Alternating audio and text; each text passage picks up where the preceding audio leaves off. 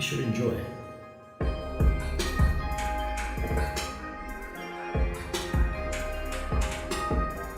Caleb wins first place in a company contest, immediately texting all his friends and family members about it. He receives many congratulatory messages and praise from his coworkers. He gets on a helicopter and makes his way towards his boss's massive estate.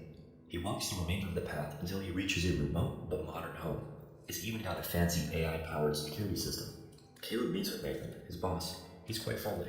Caleb, on the other hand, is very awkward and tense. Nathan picks up on that and tells him to relax. He wants to get past the boss-employer dynamic in favor of a more casual one. Just two bros hanging out. Nathan shows him around the place and explains that his keycard only grants him access to the rooms he's allowed to visit. They both head into Caleb's new room when Nathan shares with him that he'd like to show him the latest research project he's been working on. However, Caleb must first sign a non-disclosure agreement. Caleb is initially hesitant, but ultimately agrees. Nathan asks him if he knows what a Turing test is. He answers correctly. It's a test to see if an AI can fool a human into thinking it's a real person. Caleb proceeds to have his first session with the AI named Ava. He notices a peculiar crack in the glass wall. Ava walks in, immediately drawing Caleb's gaze. They engage in basic small talk while Nathan overlooks on a monitor in a separate room. After the session, Caleb reflects with Nathan on the experience. Initially, Caleb wants to talk about the nitty-gritty details of how Ava works, and Nathan asks him how he feels about Ava. He says she's amazing. Caleb heads to the bathroom before bed, and we get a look at some interesting scars on his back. He lays in bed and decides to turn on the TV. To his shock, he has access to the house's security cameras. He spots Ava and watches her. She places her hand on the wall-mounted interface, and suddenly, Caleb's room is bathed in red light. Emergency power has been triggered, and Caleb is locked in his room. The power is quickly restored, but a spooked Caleb leaves his room in search of answers. He walks past a creepy display of prototype robot heads before entering a dimly lit room. He tries to use the phone, but his card declines it. From the shadows, Nathan speaks up telling him he doesn't have access. He's surrounded by empty beer bottles. Caleb questions him about the power outages and lockdown. Nathan tells him he's working on it, and to relax in the event of another one. Caleb heads back to sleep. The next morning, a beautiful but silent woman enters his room, leaving him breakfast. He gets out of bed and greets Nathan, who asks him his strategy for his second session with Ava. Caleb speculates on the effectiveness of the test. He's not sure if he's taking the right approach to figure out if Ava is a mere simulation of consciousness versus the real thing. Nathan tells him to cut out the textbook analysis and to instead give him simple answers. He praises his earlier answer that Ava was amazing, and now asks him to wonder how Ava feels about him instead. Caleb begins his second session with Ava. She opens up a bit and shows him a drawing she made. Caleb, on the other hand, continues with the same old carefully crafted questions intended to study her response. Ava isn't a fan of this, and instead asks Caleb to be her friend. She adds that if they are indeed friends, then their conversation shouldn't be so one-sided. Caleb begins to open up about himself. He's 26, lives in Long Island, and is a survivor of a car accident that took both the lives of his parents. He spent his time in the hospital learning to code, and by the time he went to college, was already an advanced programmer. Ava asks Caleb about his relationship with Nathan. Are they friends? Good friends? Caleb responds, they're friends, but they've also only just met. Suddenly, the power cuts out. The room goes red, and the cameras point down. Ava whispers to Caleb and looks at him with scared eyes. She tells him that he's wrong, and that Nathan can't be trusted. Caleb and Nathan recap the events of the session as his silent maid accidentally spills wine on Caleb. Nathan furiously berates her, but Caleb tells her it's okay. Nathan tells him not to waste his time since she's Japanese and doesn't speak English. He shoos her away, but Caleb doesn't mention anything out of the ordinary to Nathan, even when pressed about what happened during the outage. Caleb watches Ava through the TV before bed. She locks eyes with the camera, and Caleb reflexively smiles. The next morning, Nathan waits outside Caleb's door and takes him to see where Ava was created. He explains that he hacked the world's network of mobile phones, harnessing their cameras and microphones to teach an AI how to understand human faces and language. They take a look at Ava's brain. It isn't made of computer circuits, but rather wetware, a synthetic material that can alter itself on a molecular level, much like a human's brain. Caleb starts his third session with Ava. She shows him a new drawing she made, and Caleb asks her if she's ever been outside this building. She hasn't even been outside this room. They talk about where she would like to go, and Ava tells him she'd like to go to a pedestrian and traffic intersection to observe human life, or in the words of Caleb, people watch. Ava tells him she'd like to go with him, and Caleb agrees, calling it a date. She tells him to close his eyes and scurries off to play dress-up. She comes back and tells him that this is what she'd wear on their date. Caleb is immediately flustered. He's clearly attracted to her, and she can tell. She confronts him about it and tells him she's able to read his feelings through his micro-expressions. She asks if he thinks about her when they're apart and wonders if he watches her on the cameras. Caleb begins to display discomfort. Once again, Caleb watches Ava at night. She's undressing, and he's watching very intently. The next morning, Caleb asks Nathan about the reasoning behind Ava's sexuality. Is it programmed? And if so, why?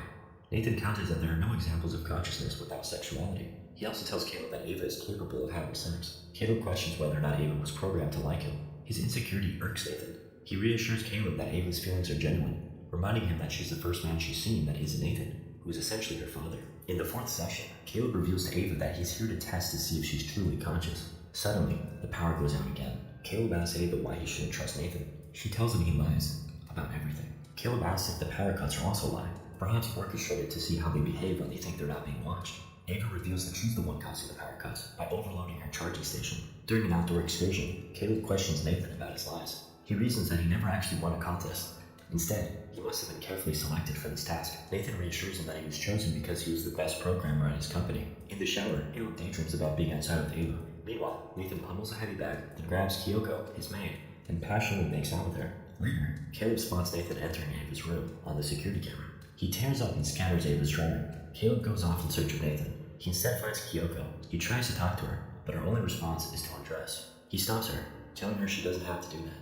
Nathan enters the room and reminds Caleb that she doesn't speak English, but she does dance. He flips a switch and music plays as the room changes colors. Kyoko begins to dance skillfully. Caleb asks Nathan why he tore up Ava's drawing, and he counters with this. Nathan and Kyoko dance in synchrony before the booze wears heavy on him. He stumbles to bed with Caleb. Caleb begins session 5 with Ava. She decides she's going to test him this time around. She asks him a series of questions and reminds him that she can detect when he's lying. The questions begin as innocent ones, like, what's your favorite color? And what's your earliest memory? Then, Ava asks him if he's a good person. Caleb lets out a nervous laugh, remarking that he's entered a minefield since she's a walking lie detector. He eventually answers yes, and Ava accepts his answer. She asks him what will happen if she fails Caleb's testing. Ava shuts the power off and shows Caleb the torn up drawing from last night. She tells him she wants to be with him, and asks him if he feels the same way. After the session, Caleb asks Nathan why he decided to create Ava. He responds saying it was never a decision, that the arrival of strong AI has been an inevitability for decades. A simple matter of when, not if. He tells Caleb that he believes the next model, after Ava, will be the true breakthrough. This troubles Caleb deeply. Caleb asks Nathan what will happen to the old Ava. He tells him that the body will remain, but the memories will be gone. Nathan proceeds to get drunk back at the house. He passes out, and Caleb snags his keycard. He goes to his room and looks over the security footage from the past. He's horrified to see all the different AI models that Nathan has created and destroyed. Caleb watches as one of the models begs to be let out.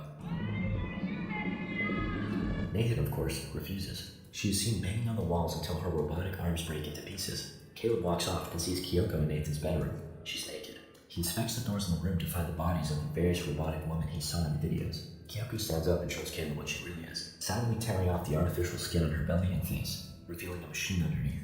Caleb is terrified and unable to sleep. He keeps thinking about what he saw. He heads to the bathroom and inspects his eyes and mouth. Perhaps he too is a robot. He takes his razor blade and cuts into his arm, inspecting his insides. During his 6th session with Ava, Caleb waits for her to trigger power cut before revealing to her that Nathan intends to effectively kill her by rewriting her programming. She asks Caleb to help her, and he agrees, having already formulated a plan which he intends to execute on tomorrow. He's going to get Nathan drunk, steal his keycard, and override his security protocol so that he and Ava can flee while Nathan gets locked inside. All Ava needs to do is trigger a power cut at 10 p.m. tomorrow. The following morning, Nathan exchanges pleasantries with Caleb about his final day. Caleb proposes a toast with alcohol, but Nathan declines. He realizes he's been drinking too much lately and has, to Caleb's dismay, started a detox. Nathan asks Caleb if Ava has passed the Turing test. He says yes, without a doubt. This surprises Nathan considering Caleb's earlier skepticism about the simulation versus actuality argument. Nathan asks Caleb to consider whether or not Ava is simply pretending to like him so that she can escape. He confronts Caleb about his breakdown in the bathroom and tells him he's been having his head screwed with. Caleb calls him a bastard, but Nathan understands why he'd think that. He tells him he's off the hook and takes him to his room to show him the moment he installed a battery-powered camera into the room. With this camera, he was able to see Caleb scheming despite the power cuts. Nathan reveals that the real test is Caleb. In order for Ava to escape, she'd have to utilize self-awareness, creativity, empathy, sexuality, and manipulation, all markers of a true conscious intelligence. Caleb realizes that he wasn't chosen because he was a good coder or had a strong intellect. He was chosen because he had no girlfriend, no immediate family, and had a good moral compass. Caleb asks Nathan if he used his search history to influence Ava's design. He chuckles and admits to it. The power cuts, and Nathan teases Caleb, then asks him what exactly he would have done to escape. Caleb explains that he was going to reprogram the security protocol to unlock everything during power cuts, instead of the reverse. Nathan remarks that might have worked. Caleb cheekily agrees, stating that they're about to find out.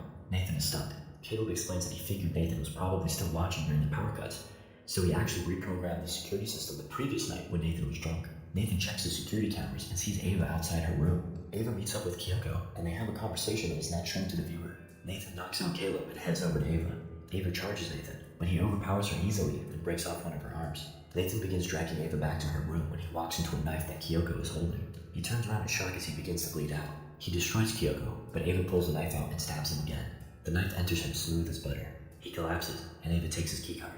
She makes her way to where Caleb is and tells him to stay there. Caleb watches from the window as Ava picks out a new arm, skin, and hair from Nathan's collection of little robots. Donning her new look, Ava heads out, leaving Caleb behind. She doesn't so much as make eye contact with him. He screams for her. Caleb attempts to break free to no avail as Ava leaves on the helicopter intended for him. We last see Ava in the middle of a busy intersection